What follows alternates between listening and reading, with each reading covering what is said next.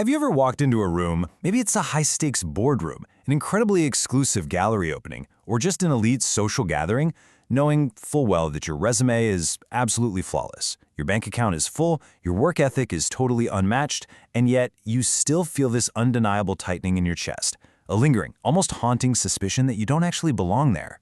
Well, welcome to today's Explainer. We are going to embark on a deeply psychological journey together. We're going to unpack a really profound sociological mystery that honestly haunts so many high achievers. Today, we are cracking what we call the curse of rigid earnestness. I want you to take a moment and just really sit with this question. Why does success still feel like trespassing? It's an incredibly heavy emotional weight, isn't it? You've climbed the ladder, you've literally done everything society asked of you, but there is this invisible barrier that you just can't seem to break through. You feel like an imposter who's just waiting to be found out. But what if I told you that this feeling of alienation isn't some sort of flaw in your psychology? What if it is exactly, and I mean exactly, how the system was always designed to work?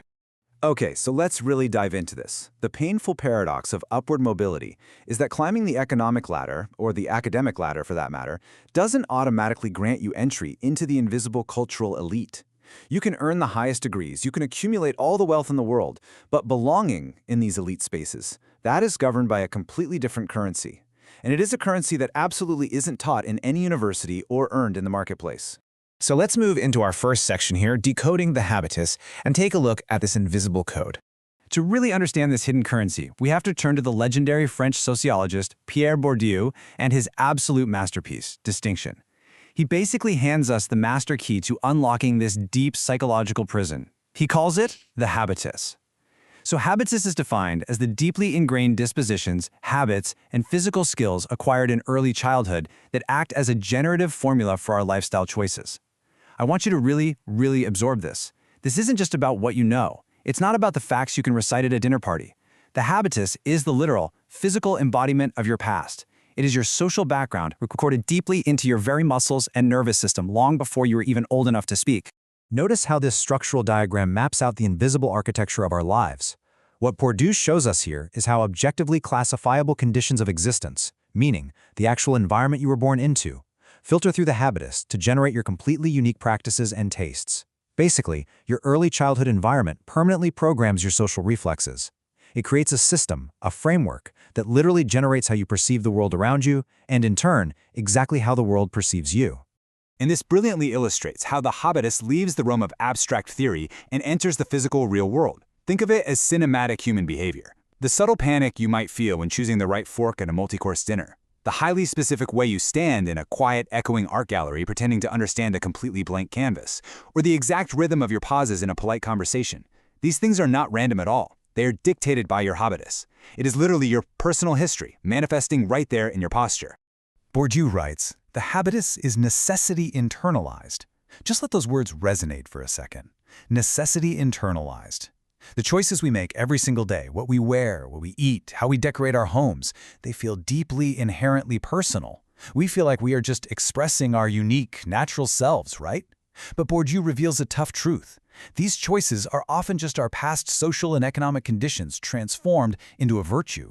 Basically, we subconsciously make a virtue out of sheer necessity. Which brings us to our next section, the illusion of natural grace and the profound difference between matter and manner. So this is the critical difference between the matter of culture, which is what we consume, and the manner of exactly how we consume it. Notice the stark contrast here. On one side, we have the true bourgeois experience, casualness amid familiarity. These are people who absorbed culture entirely imperceptibly at home, practically from the cradle. It's just their air. On the other side, we have the upwardly mobile high achiever, belated, methodical learning. This is where you learn the rules of high culture later in life, through intense study, through sheer grit and effort. And the ultimate tragedy here? You can learn the rules perfectly. You can know every obscure composer and every avant-garde artist. But because you acquired that knowledge through conscious effort, you inevitably miss the effortless, unstudied rhythm of those who were simply born into it. Now, this massive difference in upbringing creates two fundamentally opposed ways of seeing the world. The elite possess what Bourdieu calls the pure gaze. It is a highly privileged, completely detached ability to prioritize aesthetic form over practical function. It's the ability to look at an abstract painting and just appreciate the brushstrokes without caring one bit what the painting is actually about. In fact, historically speaking, abstract art became a massive status symbol specifically because it required this detached, pure gaze to appreciate, and by doing that, it effectively locked out the working class, who naturally expected art to tell a narrative story or have some sort of moral, practical connection to real life. So the crucial point is captured beautifully right here. The competence of the connoisseur is an unconscious mastery. True bourgeois ease is acquired completely invisibly. It is never ever learned from textbooks. It is the slow, osmosis-like familiarization that happens over decades in an elite domestic environment. And because it is completely unconscious, it appears completely natural, like magic. Which leaves us facing an impossible dilemma, doesn't it? Can you ever truly fake this effortless grace? I really want you to sit with the cruelty of this task. Think about it. How do you consciously perform an act that derives its entire social value from being completely unconscious? It's a trap. The very moment you try to be effortless, you are exerting effort. And in these elite spaces, effort is exactly what gives you away. Let's look at Section 3 now, the curse of earnestness, and examine exactly why your hard work betrays you. This brings us to what I consider the true emotional climax of this explainer. It is the painful but ultimately deeply liberating realization of why your hard work, the very thing that brought you all your success, is exactly what backfires in these specific cultural environments. Simply put, your effort is showing.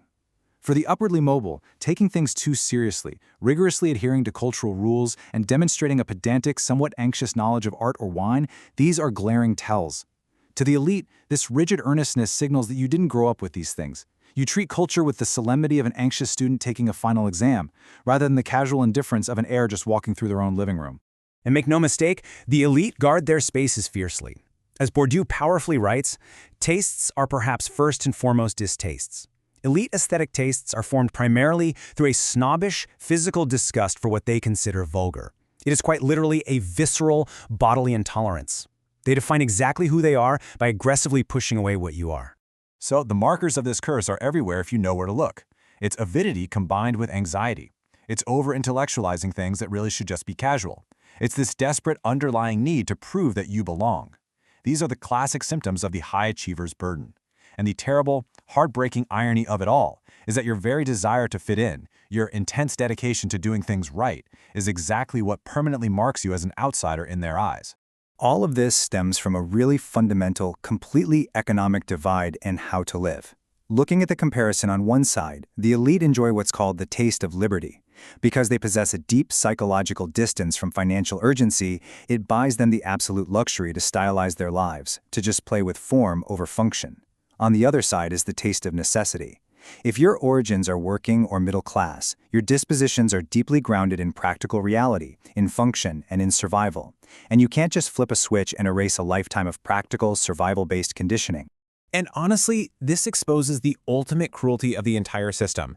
The game of naturalness is a completely rigged game. It is a paradox where effort and learning, which are the exact tools you use to build your success, the very virtues that society told you to cultivate, are the exact criteria used by the cultural elite to disqualify you. They are literally penalizing the very hustle that got you into the room in the first place. Which brings us to our final section, escaping the rigged game and reclaiming your trajectory. Now, we are certainly not going to leave you trapped in this cycle of anxiety. Now that we have fully decoded the invisible architecture of the psychological prison, we can actually find the way out. We can reclaim your trajectory. For me, the most profound takeaway from all of Bourdieu's work is this. Your self-doubt is not a psychological flaw. It is absolutely not a personal failure. It is a predictable, highly intended outcome of a sociological structure built entirely to protect inherited privilege. The game is specifically designed to make you feel like an imposter. But here's the secret. Once you realize the imposter syndrome is manufactured by the elite just to keep their boundaries intact, it entirely loses its power over you.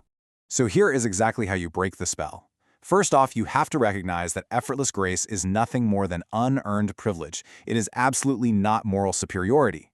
Second, you need to deeply embrace the visible effort of your achievements. That pedantry, the earnestness, that anxiety you've always felt so ashamed of, that is literally the mark of your hard-earned survival. Reject their impossible standard of naturalness. You have to stop exhausting yourself trying to play a game where the rules were literally written to exclude you by default. I want to leave you with one final provocative thought today. A thought I really want you to carry with you the very next time you walk into one of those incredibly intimidating rooms. What if you stopped trying to perform someone else's past and started proudly occupying your own present? Just think about that. The effort you put in is your true distinction. Own it. Thank you so much for joining me on this deep dive in today's explainer. Take a deep breath, let go of the earnestness, and realize that you've belonged all along, just on your own terms.